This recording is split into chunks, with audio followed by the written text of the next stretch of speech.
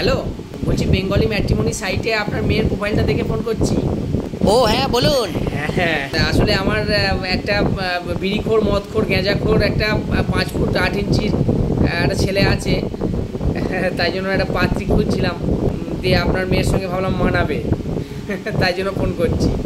আরে আমার বাড়িতেও তো একটা শাকচুন্নি ঝগড়ুটি 5 ফুট হাইটের পেতনি দিন রাত ঘুরে বেড়াচ্ছে।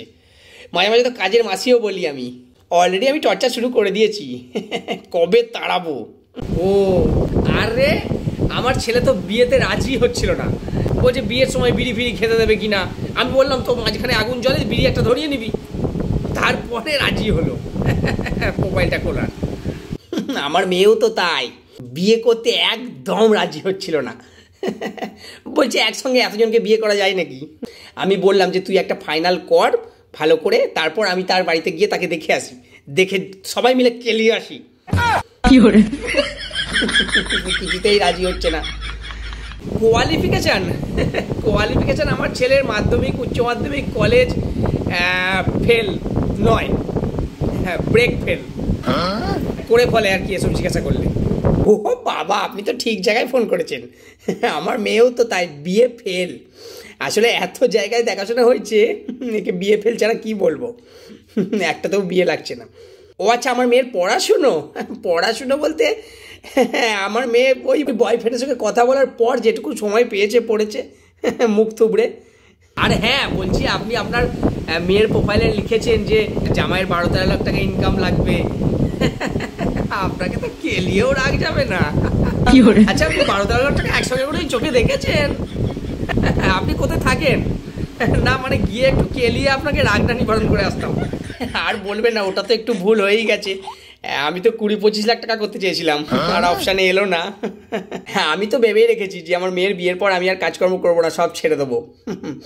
বউকে নিয়ে লন্ডন, প্যারিস ফুলসজ্জা করতে যাবো আরেকবার। আসলে আমাদের সময় তো অতটা ছাপতে পারিনি। আচ্ছা, আপনার মেয়ের গোত্রটা কি? ও আমার ছেলেটা হচ্ছে ঢ্যামনা গোত্র। ও ঢ্যামনা গোত্র? দারুণ মানাবে, দারুণ। আমার মেয়ের হচ্ছে পাদ গোত্র, দারুণ মানাবে। আচ্ছা ঠিক আছে, সব যখন পছন্দ হয়ে গেল, মিলেই যাচ্ছে, তাহলে আপনার মেয়ের সঙ্গেই আমার ছেলের বিয়ে হবে। দেখুন, দেনা পাওনাটা আমার একসাথে ঠিক পছন্দ নয়, তাই জন্য আমি দেনাটাকে বাদ দিয়ে দিচ্ছি। তাহলে আপনার কাছে 12-13 লাখ টাকা পাওনা থাকছে, ওটা আপনি দিয়ে দেবেন, কারণ আমিও তো একসঙ্গে চোখে দেখিনি।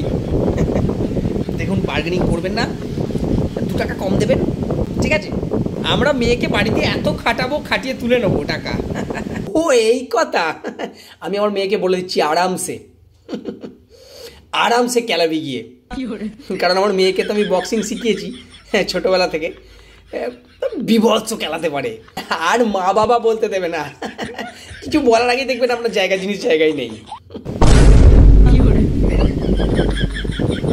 ঠিক আছে, অনেক কথা হলো, আপনার মুখটা তো আমার দেখার খুব ইচ্ছে ছিল। যাই হোক, আর মনে হচ্ছে দেখা হবে না। ঠিক আছে, আমরা তাহলে স্বইচ্ছায় বিয়েটা ক্যান্সেল করলাম।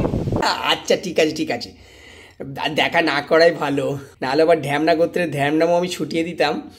ফোন রাখো, বাবা এসে গেছে। ফোন রাখো, ওদিক দিয়ে বেরিয়ে যাও, তাতে যাও।